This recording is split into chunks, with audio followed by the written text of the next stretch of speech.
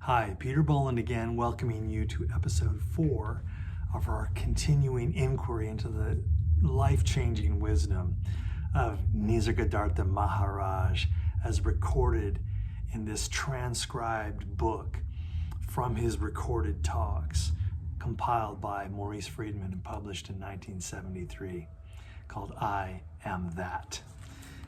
And I'm just sharing with you here a big number of passages from the text that I've drawn out and written down in my own notebook here, and sharing them with you and thinking through them with you and seeing what begins to arise out of our satsang, our gathering around this ancient Vedic wisdom through the lens of this remarkably down-to-earth, grounded, and very natural language teacher, Nisargadatta Maharaj.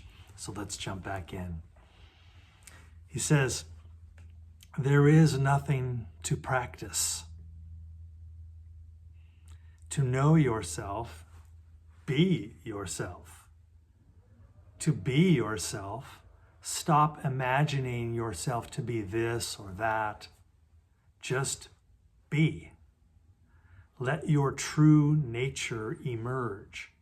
Don't disturb your mind with seeking. Now, those of you that have been with us through the previous 3 videos recognize this sentiment, this insight, this impulse to stop seeking and just realize that you are that. It's in the title of the book, I Am That. Tattvamasi in Sanskrit, thou art that. That we are already identical with Brahman, with the ground of being, and that identity is inseverable. It has never been severed. We do not need to get reconnected because we never stopped being not only connected, but identical with it. So the abyss that we feel of disconnection is a construction of our own flawed cognition or knowing.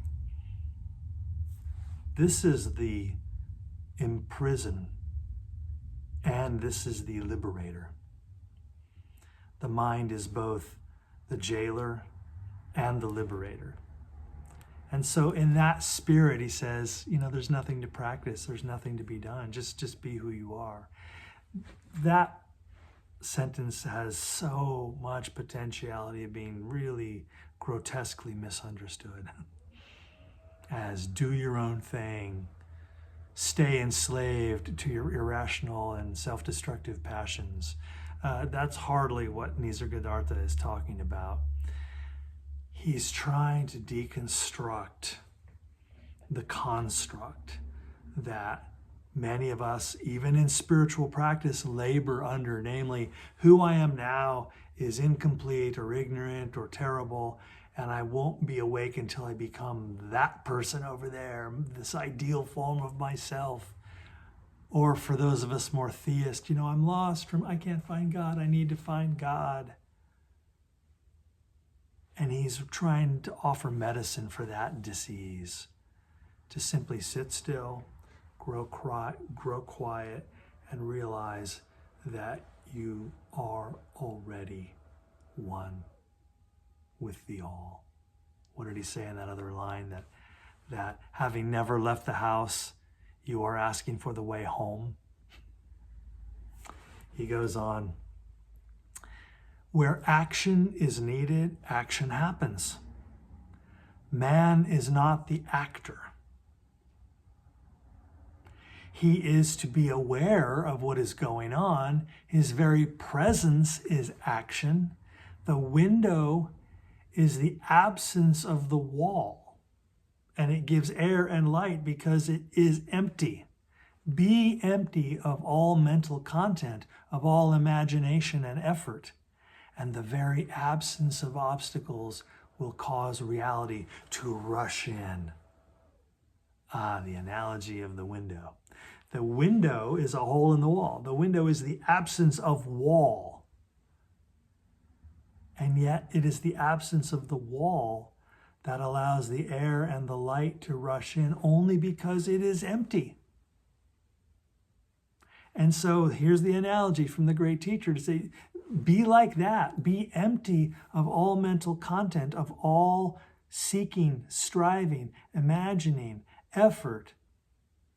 If you can identify with the stillness, the honey mind beneath the water mind, that's all it takes. You don't have to be clever and ambitious and figure it out and go get solutions. Stillness. We are self-illuminating consciousness. This is core Vedanta philosophy. The answers are right there. The solution is right there. To become empty enough so that the very absence of obstacles will cause reality to rush in, he says. It's powerful. He gives another analogy here that I love. I tried this with my students to see if they can use this to help them move a little bit deeper into understanding this non-duality business. He says, look, my thumb touches my forefinger. Both touch and are touched. My thumb and my forefinger. My thumb is touching and it is touched. My forefinger is touching and it is touched. When my attention is on the thumb is the feeler, and the forefinger the self, the Atman. Shift the focus of attention to the forefinger and the relationship is reversed. I find that somehow by shifting the focus of attention, I become the very thing I look at and experience the kind of consciousness it has. I become the inner witness of the thing. I call this capacity of entering other focal points of consciousness love. You may give it any name you like, he says. Love says, I am everything. Wisdom says, I am nothing. Between the two, my life flows. Since at any point of time and space I can be both the subject and the object of experience, I express it by saying that I am both and neither and beyond both. Whew. This is a big passage and it's an important passage. And the thumb-forefinger analogy is really, really helpful. When I identify with the thumb, I am experiencing the Atman as the forefinger. And when I identify with the Atman as the forefinger, I experience myself as the thumb. Oh, and guess what? They're one thing. They connect together. But I can shift into the subject, namely of myself, or into the object, the Atman. And then I begin to experience this realization of oneness, and the word he uses for it is love. That's what love is. So both of those, this is what chapter 7 of my book is about. The book is called The Seven Stone Path, an Everyday Journey to Wisdom. Chapter 7, the last chapter, it's called The Wisdom of Integration, or of unifying all the paradoxes. And here's a great paradox. Love says, I am everything. Wisdom says, I am nothing. And between the two, he says, my life flows. Because both are true. In this depth realization, we realize that we are everything. And then as soon as we realize we are everything, we realize, oh, then I don't really have separate existence. I am nothing. Both are true. Both are just ways of thinking about one reality that is itself beyond thought, as he says at the end there. I express it by saying that I am both and neither and beyond both. Look, all of this reading and talking and thinking that we're doing right now, all of it exists at the level of thought. It is composed of language and concepts, and it's great. It's the best tool we have instead of silent presence. But until we get to the silent presence, we're going to do a lot of talking. And the talking is extremely helpful. It's the map that shows us the paths and the destination, but the map is not the place. As he says a little further, all thinking is duality. In identity, no thought survives. That's why the Buddha, in that famous Zen Buddhist story, the flower sermon story, when the Buddha gathered his company together for a sangha, for a talk, and he just raised a flower and didn't say a word and waited.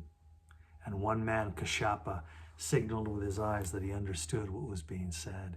It's the wordless sermon. It's the taproot of the entire Zen Buddhist tradition. Wordless transmission outside the scriptures.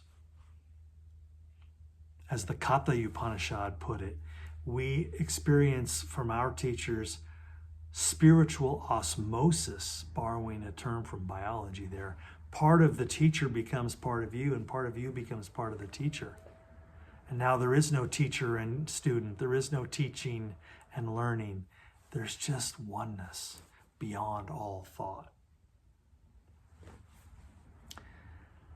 That's why he says things like this: to find yourself, you need not take a single step.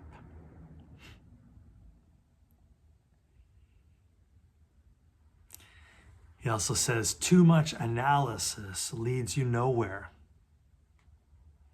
There is in you the core of being which is beyond analysis, beyond the mind. You can know it in action only. Express it in daily life, and its light will grow even brighter. Boy, reminds me of being that first bit, too much analysis leads you nowhere, reminds me of being a philosophy student back in college, especially in grad school. I barely made it through. I was never the smartest guy in the room to begin with. And I fell under the spell that all of those really complex lattice works of interlacing concepts and ideas and vocabularies and terminologies and logical analyses, it was just so dazzling. I felt like I was looking at jewels. And I couldn't help but feeling dead inside, and deader with each passing semester, as I realized these people that are creating this work, they're after the same thing I'm after. But the more I study their work, the further away it seems to get. I finished because I had a goal in mind and I wanted to get my degree so I could myself torture students as a philosophy professor, but hopefully in a less harmful way. But that idea that thought alone is insufficient. Instead, it is about realizing that we are already that, and it is not through intellectualism that we will get closer to awareness. It is through action. It is how we show up in the world, in our behaviors. That's our philosophy. That's our wisdom, or lack thereof. What did Jesus say on the last night of his life, right before he was executed the next morning? At the Last Supper, when dinner's over, he's on his knees, crawling around the floor with a bucket and a towel, washing his disciples' feet. This remarkable scene. He doesn't really do a lot of talking, but he says, to paraphrase, he says, "In the future, you will know who my followers are by how well they love one another." There's your litmus test of spiritual awakening, Christian or any other flavor. How good are you at non-judgment? How good are you at loving one another? The better you are at it, the more evidence we have that you actually have absorbed the wisdom of your alleged tradition.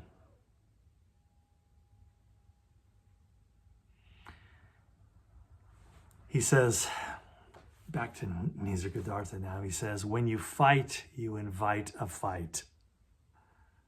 But when you do not resist, you meet with no resistance. There's that kind of favorite New Age truism. What you resist persists. Because when you push on a thing, it gets stronger trying to push back on you. What if I simply created an opening through which it would pass and transform into something else? To leave room, like that window image from a few moments ago. Somebody asked Nisargadatta about time. Who is the witness of time? The question goes. And he answered, he who is beyond time, the unnameable. A glowing ember moved round and round quick enough appears as a glowing circle. When the momentum ceases, the ember remains. Similarly, the I am in movement creates the world. The I am at peace becomes the absolute. You know, the great teacher, the great American teacher, Allan Watts. Well, he was English, but he lived out the second half of his life here in the U.S. Allan Watts, a really great teacher in my own life, just from his books and his recordings. Allan Watts uses a similar analogy, I think, in his book called The Way of Zen, I forget. But it's this idea, imagine you're at the beach and there's a bonfire and somebody grabs a stick out of the fire that's glowing and they begin to spin it against the dark sky. And they spin it so fast you see an orange circle hanging there in the air. And then when they stop spinning the stick, the circle just disappears. This is that image here in Nisargadatta's book, that the I am, the Atman, using a kind of Hebrew word for it. You know, when Moses asked God, when God says to Moses, I need you to go to Egypt and let my people go. And Moses says, who should I say sent me? And God says, I am who I am. Or in Hebrew, Yahweh. The I am is the universal aspect of selfhood that is divine. And in this tradition of Vedanta is our own essential nature down underneath all the layers of the onion. And in that similar way, that is the observer. And when it's moving, there is the world. And when it's still, there is stillness. He goes on to say, be at peace with your inner self, and you will be at peace with everybody. The death of the mind is the birth of wisdom. We've heard things like that from out of his mouth before, that idea that the mind really isn't our friend, at least not in this endeavor. To realize our essential nature, the mind is in fact the obstruction. He goes on to say, spiritual maturity lies in the readiness to let go of everything.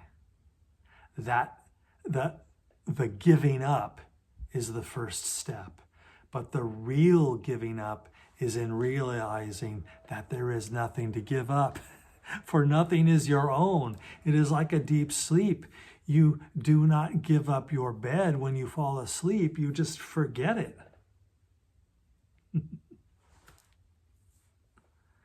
So, spiritual teachers are in a conundrum because they have to speak in paradox. They say, oh, you need to let go.